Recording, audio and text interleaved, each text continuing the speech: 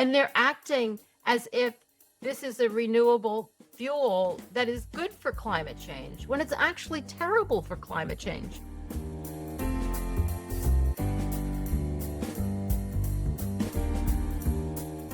Welcome to our I forgot the name of our podcast. I was going to say our Hen Report. That doesn't work. No. Okay. Welcome to our hen house. This is the Hen Report. We've only been doing this for going on 16 years. Well, we switched up the name, kind of.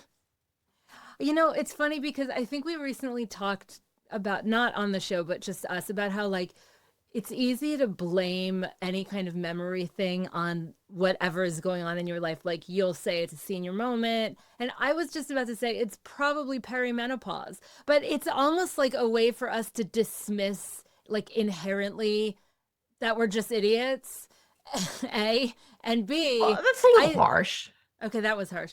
But I think people it's a make way mistakes. To, I mean, or like, okay, if I'm feeling emotional, I might be like, I have PMS. But so what if I have PMS? It doesn't necessarily. I totally agree with that one. It's like you're emotional the rest of the month too. Like, yeah, it's just, exactly. It's an excuse for what are just normal human behavior. Though I'm not sure that forgetting the name of the show is. No, it wasn't really forgetting the name. It was like what, you know, like combining Our Hen House and the Hen Report.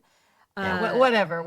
It's like it's like if I'm calling Murray over, my dog, and Moore is there. I have been like, Maury, whoops. Like, yeah, no, I can understand confusing those, but you know, there are probably people who are listening are like a little concerned about us. So let's move on. I think that's, you know, a valid concern. Yeah, I do. All right. Rising. This is the Our Hen House podcast. We have. No, this is the Hen Report.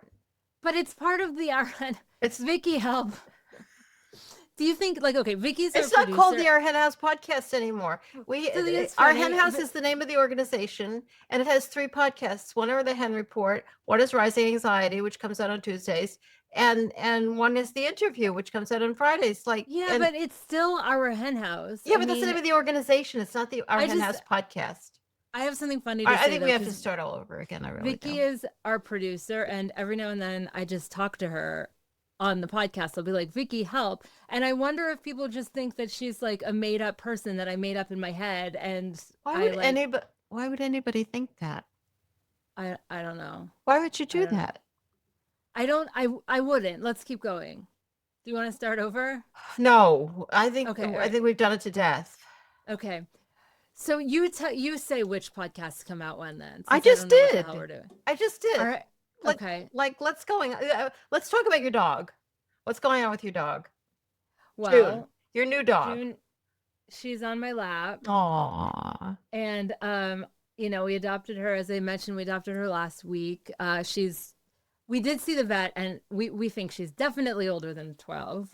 There's no way of knowing for sure, but I did recently get that DNA done, so it's in the lab somewhere being cute, because I'm sure her DNA is adorbs. And we'll know soon, so I'll let you know. She's doing well.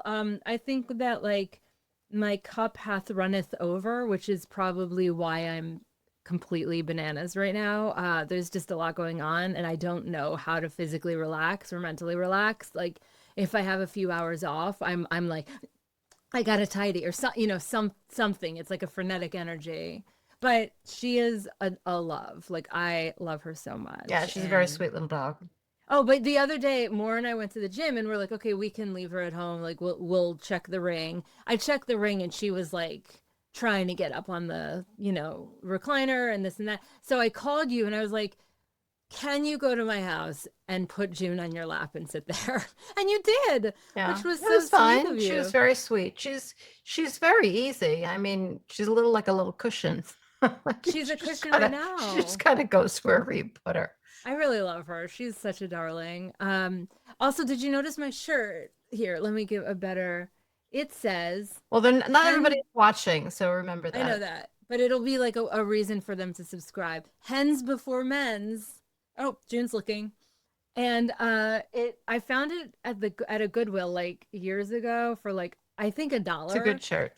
And I recently rediscovered it. Now, I have no idea why this shirt was made, but I went to the library before, And the librarians asked me about it, and they're like, what does your shirt mean? I was like, well, for me, I'm a vegan lesbian. That's what it means to me. I co-founded an animal rights organization, and like, so that hens before men's. I have no idea why It still people doesn't made make this all that shirt. much sense. No, it doesn't. You have to forget the part And that you doesn't could make think sense. they were just talking about women before men, but it's got a big picture of a hen on it. So they're really talking about hens. I don't know what it means, but I like it. Yeah, me too. I do too. And I'm glad you do. So I took my 15-year-old niece's advice, and I wanted to talk about what she told me to watch because she's a smart kid. And when I saw her recently, she told me that I should watch this documentary on Netflix, and it's called Pangolin: Kulu's Journey. Have you heard of it? Well, I guess No. I told you about it. No, I'm in a really bad place with television. I either watch total like nonsense murder mysteries or the news. Well, I'm going to give a good spoiler alert right now, and it's that nobody dies. I mean, that I'm sure that's Yeah, no, that's always good going there into an are animal movie. Yeah. a lot of ants die because the pangolin eats ants. All right. But Are pangolins the same as anteaters? oh, I don't know. I'll just Google that. Hang on. Are I don't think pangolins so. I mean, I thought they were the different. same as anteaters? Um, According to the internet, no, they are not, though they are sometimes called scaly anteaters. Okay. While both are insectivores with long snouts and tongues specialized for eating ants and All right, all termites, right, all right. all right. All right. So Pangolins were, I mean, they were last in the news when everybody thought that it was the pangolin at the wet market in China that started the pandemic. I did not know that, or I You didn't? forgot that. No. Well, I think I knew it at some point, but I totally forgot. They're obviously greatly endangered. There's not that many of them left. This documentary, I think this is an interesting conversation after last week when we were talking about the octopus teacher and the whale, the shark whisperer, not whale.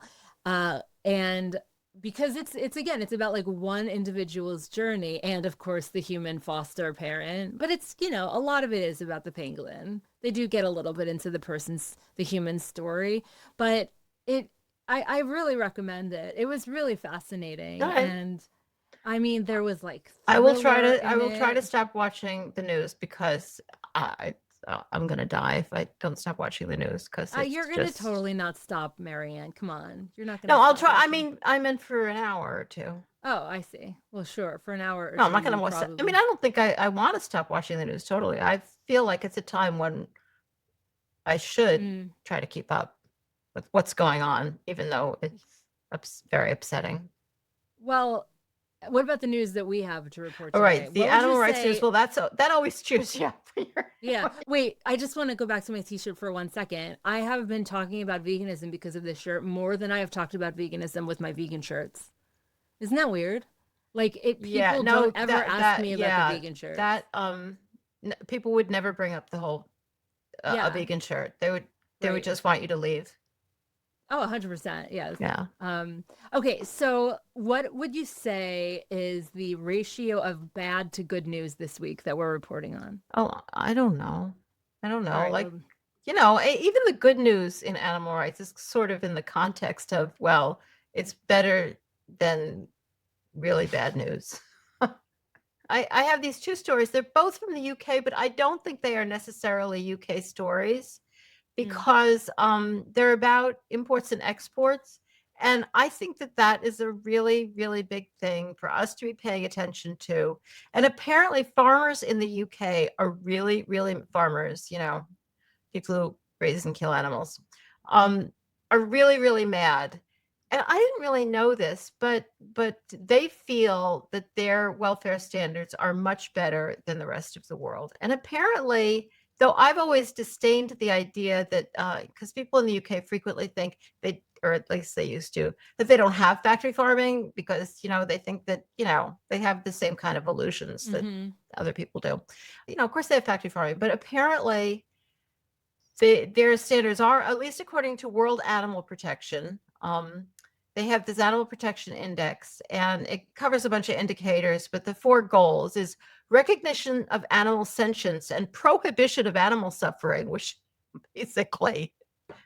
Like we would have to get rid of animal agriculture, but they probably mean something different than I do. Presence of animal welfare legislation, establishment of supportive government bodies, support for international animal welfare standards. And according to this article, the UK has a B, which is the best grade in the world.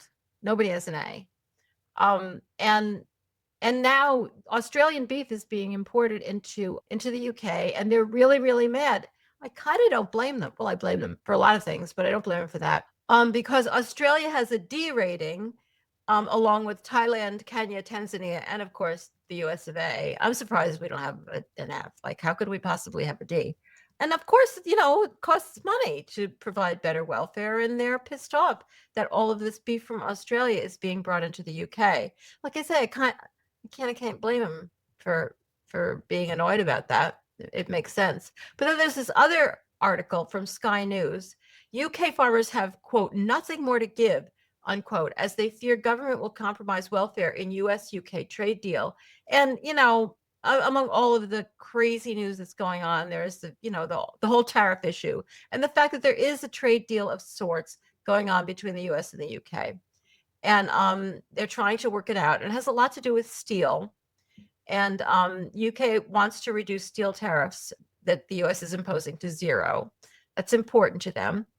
And according to this article, what's going to be traded off is concessions regarding farmers.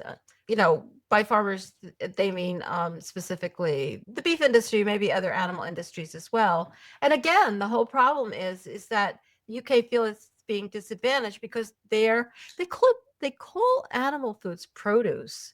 I wonder, is that just these articles, or is that a thing? Because in the US, we only use produce to refer to fruits and vegetables. But anyway, they're understandably upset. And I just think this is all to the good if countries start arguing about financial repercussions of animal welfare standards. Of course, it won't be all to the good if the final result is that the UK just reduces all of its animal welfare standards to compete. That would be the worst case scenario. But, I'm glad to see that it's in the news. Yeah, this is honestly frustrating for me to hear, especially today and right now. And I just wish we could stop arguing about which form of exploitation is fair and start rethinking the food system.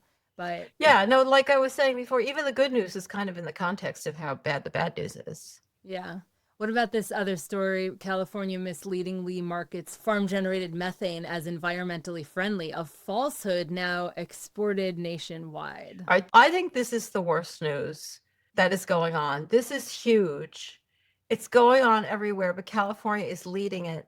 I actually had Christine Ball Blakely, who's quoted in this article on the Animal Law podcast not too long ago, talking about this, but it's getting bigger and bigger and bigger. And this has to do, California is leading the charge here. And they're raising dairy cows, and then they are using these methane digesters to get the methane out of the lagoons of poop. And then they are allowing people to, of course, then the dairy farms can sell the methane, and it's counting under the low carbon fuel standards as a low carbon fuel. So they're getting huge subsidies. California is leading this charge, but it's bad enough there. According to Christine, when she was on the podcast, I think this is where I heard this, there are dairy farms that don't even care about the milk. They're not even making money off of the milk. They're making money off of the methane. And, as this article makes clear, and we were talking about at that time, methane is a fossil fuel, but you could also, so, it comes out of the ground and they call it a fossil fuel. But the exact same thing, the exact same gas chemically, is produced by cows and other animals. And then it's not considered a fossil. They're called a fossil fuel because it's not coming from fossils. Then it's coming from cows, and it's considered a renewable fuel resource. It's the exact same stuff. Policymakers are basically calling this climate policy. Yeah, no, this is being sold as good climate policy. And all it is a workaround that avoids regulating factory farms. Well, it's worse than that. It's a workaround because the cows are producing this methane. Now, it's really bad if the methane just goes off in the air, and it is better if the methane is captured and used. But it would be much better if we didn't produce the methane. And it's not just the cows that are producing the methane. That's like a myth that they like to promote. It's the shit.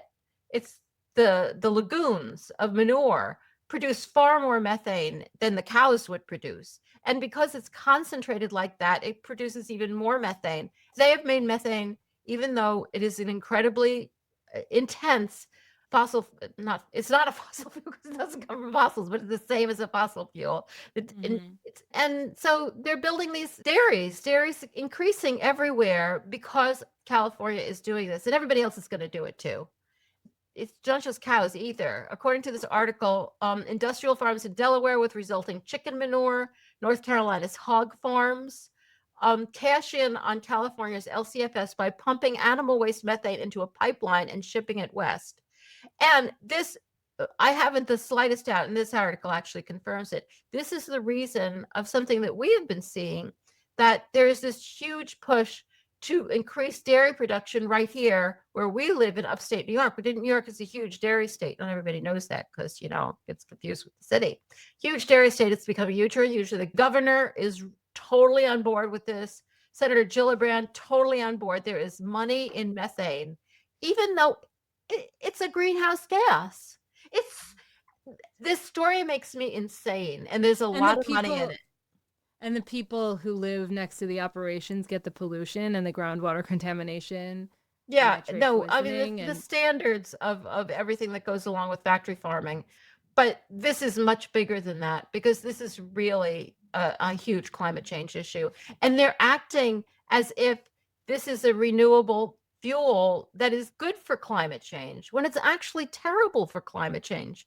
This is the biggest scam that is going on in factory farming. They're literally calling methane from shit a climate solution. Yeah. Yeah, even though it's a greenhouse gas. And they're producing it. They're not just... And people are just going to believe it. Yeah, because people will believe anything. We all know that. We have found that out. This is so This makes me so mad. I mean, you wouldn't believe how much dairy is increasing. I think we recently talked about the fact that there's this huge dairy production facility at Fairlife when we had ARM on, Animal Rescue Mission, and they're undercover investigations of Fairlife. And now we have this huge Fairlife processing plant going up right outside of Rochester, not to focus on what's going on here. I know I am, because it makes me so mad. Another huge processing facility just got funded in Buffalo, which is right down the road. But according to this article, states such as Minnesota, Michigan, Illinois, Colorado, Pennsylvania, New York, Massachusetts, and New Jersey have or will soon consider incentive structures similar to the LCFS, which is this low carbon fuel standard. Well, that's bad news, but let's turn to some good news. All right, I'm sorry. I like this next story, and it's about the use of monkey labor. So Thailand's coconut industry is finally taking some long overdue steps that I think a lot of vegans have been very concerned about for a long time, which is that use of monkey labor. A lot of animal rights organizations have exposed the use of, I think they're called pig-tailed macaques. So like highly intelligent social primates, unlike humans.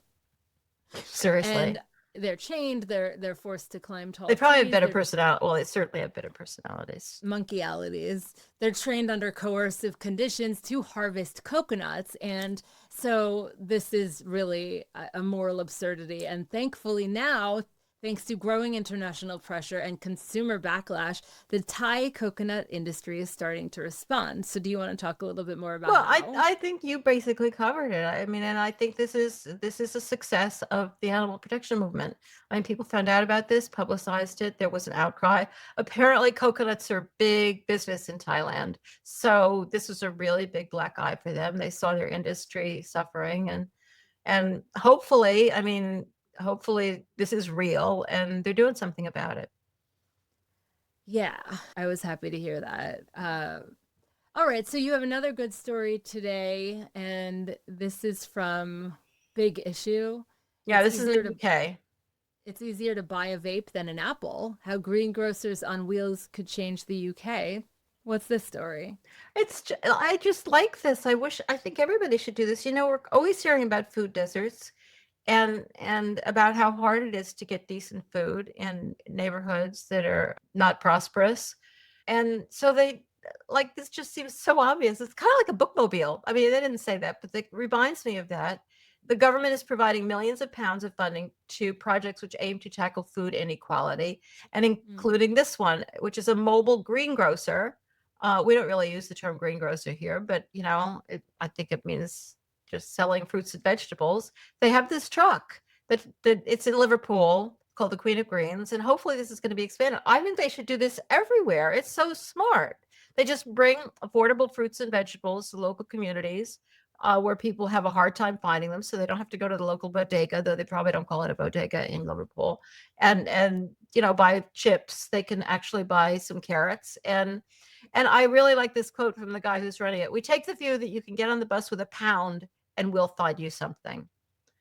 They're perfectly willing to sell you one apple if that's all you can manage. Great idea. I just liked it. It's not exactly huge news, but it's good news. Everybody should do that. I think it was a couple weeks ago, maybe last week, I mentioned something about, yeah, it was last week. We were talking about the as a mother kind of trope that we find very annoying. So I think if you're listening to this, you've probably heard the narrative by now that humanity is in crisis because birth rates are falling, and politicians and tech moguls, pundits, I'm seeing it everywhere. A lot of men who will never give birth are sounding this alarm, but current affairs contributor Samuel, good article. Samuel Miller McDonald has, very good article, makes abundantly clear in his comprehensive piece, which is called There Are Many Threats to Humanity. A low birth rate isn't one of them. And he says this panic is not rooted in science, it's an ideology. So he says the fact is that human population is not declining. We're currently at over 8.2 billion people and growing, adding the population of a mid-sized city to the planet every day. That's Rochester. Rochester's a mid-sized city. And so basically, if our numbers dip slightly in a few regions, it's not the dystopian collapse that the billionaires will have us believe is going on, but what is collapsing, and if you're like, why are they talking about this on our hen house? What is collapsing is biodiversity and wildlife and planetary health. But somehow those are not the emergencies we're talking about. Yeah, I thought this was a great article. I mean, it seems obvious. Like, this whole dialogue about this has been crazy. There are so many people, but he goes into, some of the whys and wherefores of why this is going on. It's not just conservatives. It is conservatives. Matt Walsh is one, Elon Musk, but he also talks about an essay in the New Yorker, and this woman, Elizabeth Brunig, who recently equated falling fertility with humanity's inability, quote, to persist on this earth. Are you joking? Like, it's just so crazy. So he does kind of dive into what's going on here, since, as you pointed out, not only is the population unbelievably greater than it's ever been in history, but it's still growing. And it's not just the humans, it's our livestock.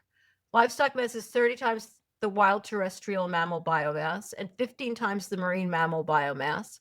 And human collective body mass is 6 times greater than all wild mammals, and human-made material, including plastics and buildings, weighs more than all life combined. Like, how has anybody been selling this nonsense that we're running out of people?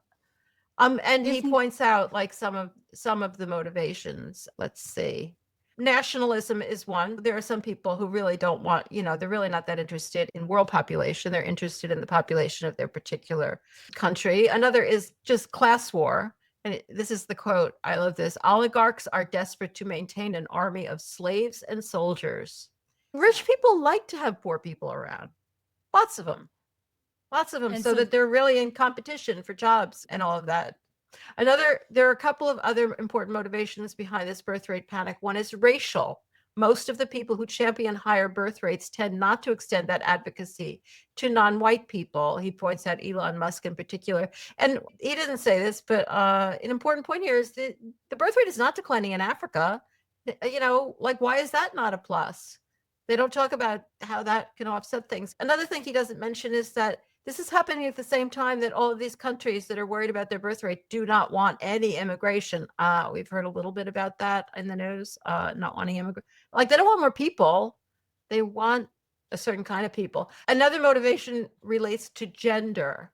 And of course, this doesn't have anything to do with like the genders competing, that the women want there to be more women and the men want there to be more men. It has to do with controlling women, encouraging this idea that the birth rate is supposed to increase because it goes along with this kind of trad lifestyle in which women are necessarily financially dependent because there are all these kids they have to take care of, and they're unable to work outside the house. I mean, because if you have enough kids, it's really hard to live an independent life and to have, even if you're married and, you don't have to be alone, but you have that independence that really changes the dynamic within a relationship. Yeah, this really stuck with me. I can't even wrap my head around this. If 95% of people on Earth disappeared overnight, we'd still have more people than during the Roman Empire's peak. I can't, I don't even understand that. This, and of course, the reason why population issues are such hot button issues for so many people in the animal protection movement is because the obsession with maintaining a massive human population directly harms non-human animals, because obviously industrial animal agriculture expands to feed more people, which means more cruelty, which means more deforestation, which means more emissions. And all of this has to do not just with the lives of non-human animals, but with the lives of humans. Like people aren't living good lives, and that should be our goal, to have people live good lives, not to have more and more and more and more people living bad lives and living in poverty. So it's not just, I mean, it's for the animals, but it's also for the people. This article points out that the human population is currently so massive, so out of balance with the rest of life on Earth, so pathologically abundant that it would take decades or centuries of decline to put a noticeable dent in it, unless, that is, there is some external force which leads to mass death and reproductive crisis, like, say, the ongoing ecological crises, pollution, nuclear war, or a deadlier pandemic than the one that's still ongoing. Well, all of those things are much more likely because of the huge population of humans. I mean, this is not an anti-human philosophy by any means. I get so offended when people say that. It's about improving the quality of human life. Yeah, there's so much irony in this article. It's the same, as you were kind of alluding to a moment ago, it's the same people who are panicking about these so-called low birth rates that are the ones defunding public schools and cutting food programs and ignoring climate collapse. And they want there to be a lot of poor people.